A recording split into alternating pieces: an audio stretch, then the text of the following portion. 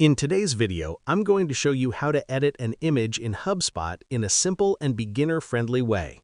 If you've ever added an image to an email or page and thought, I just need to crop this, or I don't want to mess up the original image, this guide is for you. Let's begin inside HubSpot. First, open the content you're working on.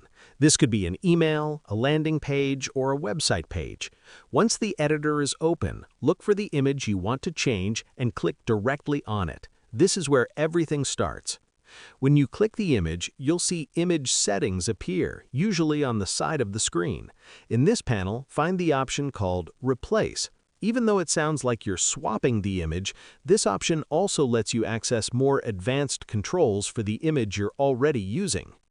After clicking Replace, HubSpot will show you images from your file manager. Hover your mouse over the image you want to edit. When you do that, extra options will appear. Click Details to open the full view of that image file. Inside the Details screen, you'll see an Edit option. Click it.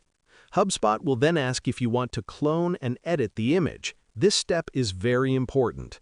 Cloning creates a copy of the image, so any changes you make won't affect the original image used in other emails or pages. Now you're inside the image editor with your copied version.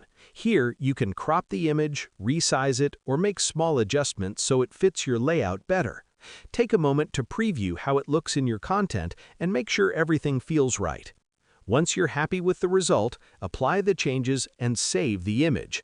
HubSpot will store this edited version as a new file and automatically update it in your email or page.